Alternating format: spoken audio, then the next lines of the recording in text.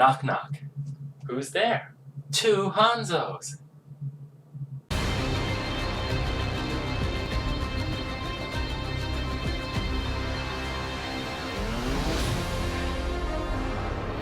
Hey guys, and welcome to another episode of Overwatch Weekly. My name is Solario, and I'll be your host for this evening. Sorry about the background noise. I've got the fan running. It's been a really hot couple of days. So I'm sorry about that knock knock joke for those of you who didn't get it, which it's a pretty weird joke, so I wouldn't be surprised. But when you shoot an arrow, you first knock the arrow, that's what they call it, so yeah. Just like his brother, Hanzo is not one of my strongest characters. But I did have a few decent plays in there, so hope you enjoy the episode. First off, let's take a shot at his abilities.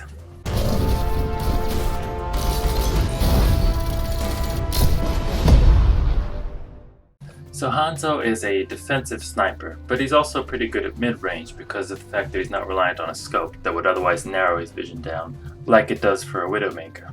Hanzo's primary ability is called Storm Bow, which is the bow that he uses. First thing to note about Storm Bow is that it does significantly less damage and it fires slower, and which means less range, if you don't draw it back all the way. So that is simulated in the world. The arrows that it fires have a relatively large hitbox, but even with that, you'll still have to aim really hard, just like you would with Widowmaker or other high accuracy heroes like McCree. Hanzo's arrows aren't hit scan, but they're fast projectiles. Now this is useful for lobbing them over walls, but generally it just decreases your accuracy. That's one of Hanzo's balancing factors. One of the nice things with Hanzo as opposed to Widowmaker is that he is nearly silent, both with walking and his arrow firing. Very quiet. Now like I said before, his arrows do less damage based on how far you draw them back. It goes between 29 damage and 125 damage when fully drawn back. Now it takes half a second break between shots, and another half a second to fully draw back his bow, so that's the maximum firing rate of 1 second if you're properly drawing back your bow. Now while drawing back his bow, Hanzo does move a bit slower, but it's not as much as other heroes like when Reinhardt has his shield up. A nice benefit of Hanzo is that his half second to knock another arrow in is instead of a reload, so he never has to reload. Now like the green arrow, Hanzo likes his gadgets, and so his mobility ability involves him shooting an arrow with a little device on the end, which is called Sonic Arrow. Now this device, when it hits a certain area, it reveals all enemies inside that area for 10 seconds. The radius is 10 meters. Sonic Arrow has a 20-second cooldown. One of the nice things about Sonic Arrow, as well as Hanzo's active ability, his Scatter Arrow, which we'll get to next, is that they both actually fire arrows, and that the arrows have the exact same stats as your primary ability. So that arrow will do 29 to 125 damage, and so on and so forth. Sonic Arrow is great for revealing flankers or revealing incoming attackers when you're playing on defense. You can use it to then line up your shots and get headshots as soon as they cross the wall without them even realizing what happened. And no, that's not even a wall hack, it's just a standard ability. Hanzo's active ability is called Scatter Arrow. Wherever he shoots this arrow, it'll then scatter out into 6 other projectiles. Now supposedly it's a kind of reflection off the surface that scatters off, but I found that the angles are quite harsh and not very accurate. But you still can work with it. It's just that usually it sticks to about 45 degrees off the surface. Scatter Arrow has a 10-second cooldown, which is nice and short because it is one of your massive damage abilities. It's extremely effective at taking out tanks and instantly killing almost everyone else if you get enough scatters on them. But usually you won't because they scatter quite quickly. So your goal is to aim at the ground directly in front of your target, somewhere in the order of about 20 centimeters. Now it's worth noting that scatter arrows don't do headshot damage. If they did, that would be kind of broken, but at the same time you can't really aim a headshot with the scatters. Your main arrow that fires the scatter arrow, though, acts the same way as your primary ability. It does have crit. It does 29 to 125 damage. Now the scatters themselves do 22 to 75 damage each, which means a total of 450 damage if you get all your scatters off.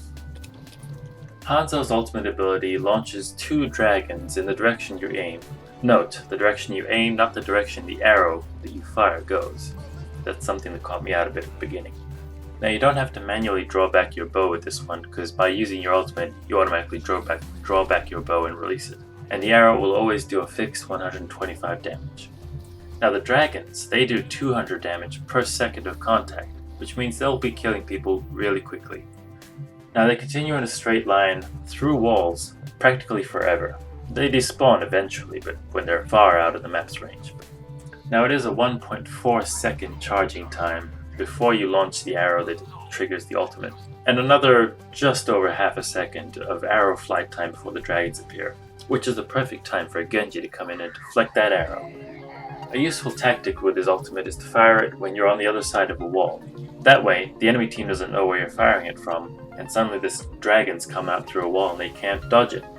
At least not intentionally.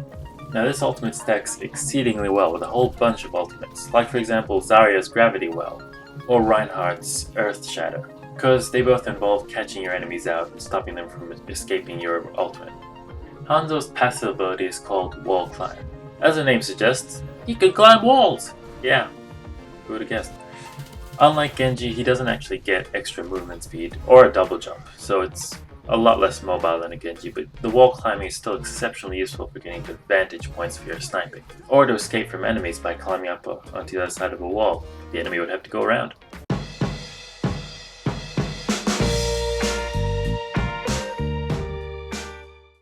Hanzo's pretty fun. When getting the footage for this episode, I actually chose to play Hanzo sometimes even when I wasn't recording, just because it's really satisfying to land these shots, because they're so hard to aim. Hard for me. I mean, they do have a very big hitbox, so a pro FPS player will have no trouble landing those arrows. It's also really fun to get an instant kill with Scattershot. I remember this one time I had just used my Sonic Arrow, and then a Tracer went into its area, so as soon as she went around the wall, I just Scattershotted her. She didn't see it coming.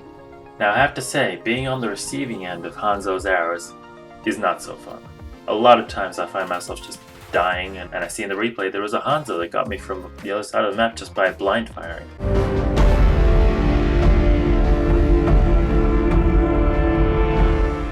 Being a sniper, you'll generally want to stay back as a Hanzo.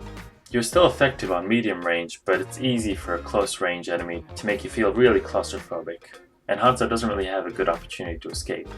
Generally, Hanzo's counters are close range heroes. Out of this comes Mei, who can freeze the Hanzo and he has no chance of escaping, and he relies on having to get that one shot that he has time to get in on the Mei. Flankers are also very effective, like Tracer and Sombra. They can all just get around him while he's trying to snipe and just shoot him in the back. Another counter for Hanzo would be his brother, Genji. Because Genji is so effective at close range, and because he has some great survivability and dodging capability, Genji will win any battle of attrition with a Hanzo. Now Hanzo isn't really good at countering anyone. He does great damage, and he can get plenty of kills, but there's no one in particular that he's effective against. Due to their surface area, Hanzo is very effective against tanks like Roadhog, D.Va, and Winston, if you get past his shield, since they can all take the full brunt of Scattershot, as well as they have a big critical hit area for Hanzo to take advantage of. I have also been able to do quite a bit of damage to Pharah's, but it is a bit harder because it's not a hit scan and the projectile has an arc, so you have to compensate for all these things. And also beyond this, he's just effective at sniping everyone. Much like his brother, Hanzo hates to synergize with anyone. After many minutes of thought, I came to the conclusion that he will be effective when teamed up with a Reinhardt, since he can stick behind Reinhardt's shield and just launch arrows out into the oncoming enemies. He also works well with a Winston, since Winston will be effective at countering Flanker, which would otherwise be a pain in Hanzo's back. Similarly, he works well with the Mei because she's a close range hero. She'll be able to complement the fact that he's weak at close range. Other than that, Hanzo works equally well for all supports. There's no particular support you'd want to choose.